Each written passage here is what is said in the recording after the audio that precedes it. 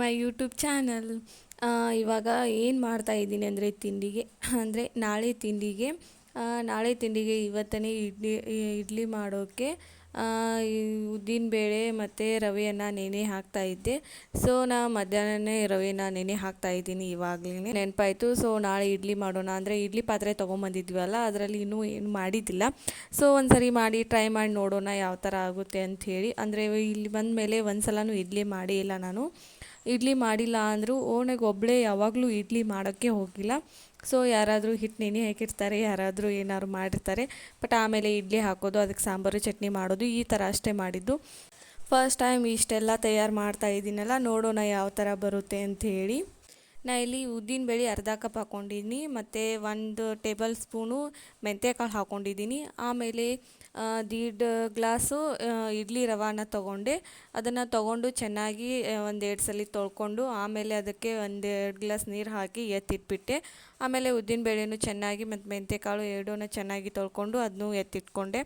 ಆಮೇಲೆ ಒಂದೆರಡು ನೆನೆ ಹಾಕ್ಕೊಂಡೆ. ಆಮೇಲೆ ಇಡ್ಲಿ ರವಾನ ಮೊದಲು ಚೆನ್ನಾಗಿ ತೊಳ್ಕೊಬೇಕು. 1-2 ಸಲ ತೊಳೆದು ನೀರಲ್ಲಿ ನೆನೆ ಹಾಕಬೇಕು. ಆವಾಗಲೇ ಇಡ್ಲಿ ಚೆನ್ನಾಗಿ ಬರುತ್ತೆ ಮತ್ತು ಮೃದುವಾಗಿಯೂ ಇಡ್ಲಿ ಇರುತ್ತೆ. ಸೊ ಈ ಥರ ಮಾಡಿಕೊಂಡೆ. ಆಮೇಲೆ ಇದು ಮಧ್ಯಾಹ್ನನೇ ಮಾಡಿಕೊಂಡೆ ಎಲ್ಲ ಪ್ರೊಸೆಸನ್ನು. 3 ಗಂಟೆಗೆ ಎಲ್ಲ ನೆನೆ ಹಾಕ್ಕೊಂಡೆ. ಆಮೇಲೆ ನೋಡೋಣ ಮಾರ್ನಿಂಗ್ ಯಾವ ಥರ ಬರುತ್ತೆ ಅಂತೇಳಿ ನಿಮ್ಗೆ ತೋರಿಸ್ತೀನಿ.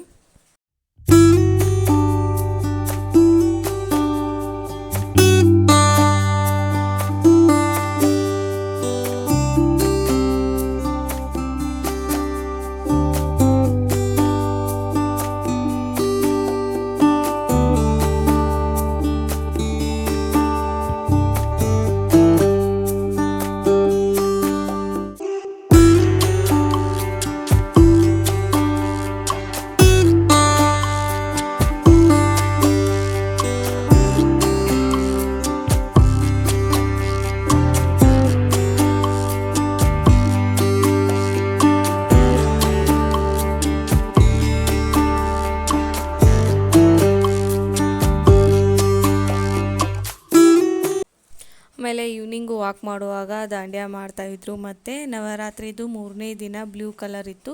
ಸೊ ದಾಂಡ್ಯ ಮಾಡ್ತಾಯಿದ್ರು. ಅದನ್ನೇ ಒಂದು ಸ್ವಲ್ಪ ನೋಡಿಕೊಂಡು ಮತ್ತು ವಿಡಿಯೋ ಮಾಡ್ಕೊಂಡು ಬರೋಣ ಅಂತೇಳಿ ಹೋಗಿದ್ದೆ. ಮತ್ತು ಅವ್ರಿಗೆ ಭೇಟಿಯಾಗಿ ಬಂದರೆ ಆಯಿತು ಅಂತೇಳಿ ಹೋಗಿದ್ದೆ. ಅಂದರೆ 2 ದಿನ ಮೊನ್ನೆ ಹೋಗಲಿಲ್ಲಲ್ಲ. ಸೊ ಹಾಗೆ ಒಂದು ರೌಂಡ ಹೋಗಿ ಭೇಟಿಯಾಗಿ ಬರೋಣ ಅಂತೇಳಿ ಹೋಗಿದ್ದೆ. ಸೊ ಅವರೆಲ್ಲ ದಾಂಡ್ಯ ಮಾಡೋಕ್ಕೆ ರೆಡಿ ಆಗಿದ್ದರು. ಯಾವ ಥರ ಮಾಡೋದು ಅಂತೇಳಿ ಮೊದಲೇ ಎಲ್ಲ ಇದನ್ನ ಹಾಕ್ಕೊಳ್ತಾ ಇದ್ದರು. ಅಂದರೆ ಯಾವ ಥರ ಮಾಡೋದು ಅಂತೇಳಿ ಸ್ಟೆಪ್ ಎಲ್ಲ ಎಲ್ಲರೂ ಮಾತಾಡ್ಕೊಳ್ತಾ ಇದ್ದರು. ಸೊ ಅದನ್ನೇ ನೋಡಿಕೊಂಡು ವಿಡಿಯೋ ಮಾಡಿಕೊಂಡು ನಾ ಮನೆಗೆ ಬಂದೆ. ಸೊ ನಾವು ಹೋಗಲಿಲ್ಲ, ನನಗೊಂದು ಸ್ವಲ್ಪ ಆರಾಮಿದ್ದಿದ್ದಿಲ್ಲ ಅಂತೇಳಿ ನಾವು ಹೋಗೋಕ್ಕಾಗಲಿಲ್ಲ. ಸೊ ಹಾಗೆ ಒಂದು ಸ್ವಲ್ಪ ಊಟ ಮಾಡಿ ವಾಕ್ ಮಾಡಿಕೊಂಡು ಕೆಳಗೆ ಹೋದಾಗ ಅವ್ರು ಮಾಡ್ತಾಯಿದ್ರು. ಹಾಗೆ ಒಂದು ಕ್ಲಿಪ್ಪನ್ನು ವಿಡಿಯೋ ಮಾಡ್ಕೊಂಡು ಬಂದೆ ಅಷ್ಟೇ.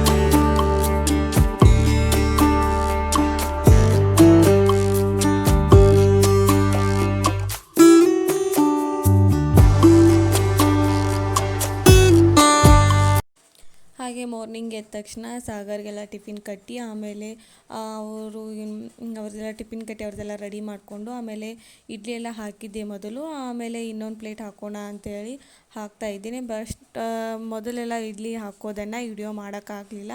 ಯಾಕಂದರೆ ಮುಂಜಾನೆ ತುಂಬಾ ಗಡಿಬಿಡಿ ಇರುತ್ತಲ್ಲ. ಸೊ ಟಿಫಿನ್ ಮಾಡೋದು ಸಾಗರ್ಗೆ ಮತ್ತು ಬಾಕ್ಸ್ ಕಟ್ಟೋದು ಅಂಥೇಳಿ ಖಾಲಿ ಇರೋದಿಲ್ಲ. ಆವಾಗೆಲ್ಲ ವಿಡಿಯೋ ಮಾಡೋಕ್ಕೆ ಮತ್ತು ಮೊಬೈಲ್ ನೋಡ್ಕೊಂಡು ಕುಂದ್ರೋಕ್ಕೆ ಟೈಮ್ ಇರೋಲ್ಲ. ಸೊ ಅದಕ್ಕಾಗಿಯೇ ಅವೆಲ್ಲ ಆದಮೇಲೆ ಆಮೇಲೆ ಇನ್ನೊಂದು ಪ್ಲೇಟ್ ಹಾಕ್ಕೊಂಡ್ರೆ ಆಯಿತು ಅಂತೇಳಿ ಇಲ್ಲಿ ವಿಡಿಯೋ ಮಾಡ್ಕೊಳ್ತಾ ಇದ್ದೀನಿ. ಇಡ್ಲಿ ತುಂಬಾ ಚೆನ್ನಾಗಿದ್ದು ಟೇಸ್ಟಿಯಾಗಿ ಬಂದಿದ್ದು. ಸೊ ಇಡ್ಲಿ ಮಾಡಿಕೊಂಡು ಅದಕ್ಕೆ ಮತ್ತು ಕಾಂಬಿನೇಷನಾಗಿ ಮತ್ತು ಪುದೀನ ಚಟ್ನಿ ಕೊಬ್ಬರಿದು ಮತ್ತು ಸಾಂಬಾರು ಬೇಳೆ ಸಾರು ಇದನ್ನೆಲ್ಲ ಮಾಡಿಕೊಂಡು ಆಮೇಲೆ ರೆಡಿ ಮಾಡ್ಕೊಂಡ್ಬಿಟ್ಟೆ. ಮತ್ತು ಮುಂಜಾನೆ ವಿಡಿಯೋ ಮಾಡೋಕ್ಕಾಗಲಿಲ್ಲ, ಸೊ ಅದಕ್ಕಾಗಿಯೇ ಎಲ್ಲ ಕ್ಲೀನ್ ಮಾಡಿಕೊಂಡು ಆಮೇಲೆ ನಾನು ಎಲ್ಲ ರೆಡಿ ಮಾಡಿಕೊಂಡು ಸ್ನಾನ ಮಾಡಿಕೊಂಡು ಆಮೇಲೆ ಬಂದು ತಿಂದರೆ ಆಯ್ತು ಅಂತೇಳಿ ಬೇಗ ಬೇಗ ಹಾಕಿಟ್ಟು ಸಾಗರದೆಲ್ಲ ಡಬ್ಬಿ ಕಟ್ಟಿ ಅವ್ರನ್ನ ಕಳಿಸಿ ಆಮೇಲೆ ನಾನು ಸ್ನಾನ ಮಾಡಿಕೊಂಡು ಎಲ್ಲ ಪೂಜೆ ಮಾಡಿಕೊಂಡು ಆಮೇಲೆ ಇಡ್ಲಿ ಇದು ಮಾಡೋಕ್ಕೆ ರೆಡಿ ಬಾದೆ. ಸೊ ಅಷ್ಟರಲ್ಲಿ ಎಲ್ಲ ಇಡ್ಲಿ ಎಲ್ಲ ಬೇಯ್ದಿತ್ತು. ಸೊ ಇದು ಕಿಶೆಯಲ್ಲಿ ಮೊನ್ನೆ ಇಡ್ಲಿ ತಂದಿದ್ದು ಚೀಟಿ ಸೂಪರ್ ಮಾರ್ಕೆಟ್ದು. ಸೊ ಅದಿನ್ನೂ ಕಿಶೆಯಲ್ಲೇ ಇತ್ತು. ಸೊ ಅದನ್ನು ತೆಗೆದು ಡಸ್ಟ್ಬಿನ್ಗೆ ಹಾಕಿದೆ. ಅಂದರೆ ಅದು ವಾಶ್ ಮಾಡಿದ್ರೂ ಅದು ಕಿಶೆಯಲ್ಲೇ ಇತ್ತು. ಸೊ ಅದನ್ನು ನೋಡಿದ್ದಿಲ್ಲ, ಅದನ್ನು ಇವಾಗೇನೋ ಕೈಗೆ ಆಯಿತು ಅಂಥೇಳಿ ತೆಗೆದು ಡಸ್ಟ್ಬಿನ್ಗೆ ಹಾಕಿಬಿಟ್ಟೆ. ಇಡ್ಲಿ ಯಾವ ಥರ ಬಂದಿದೆ ಅಂತೇಳಿ ತೋರಿಸ್ತೀನಿ ನೋಡಿ ನಿಮಗೆ.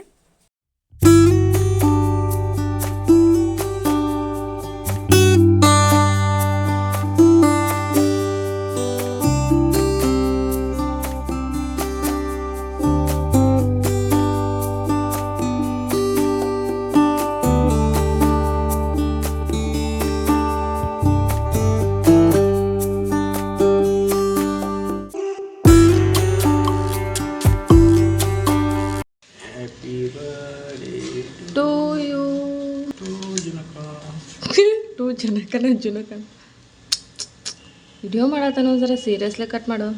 ಇವತ್ತು ನಮ್ಮ ಸೈಡ್ ಮಾಡ್ತಾರಲ್ಲ, ಅಂದರೆ ಜುನ್ಕದ ವಡೆ. ಸೊ ಅದನ್ನು ಡಬ್ಬಿ ಕಟ್ಕೊಂಡು ಹೋಗೋಕ್ಕೆ ಮಾಡಿದ್ದೆ.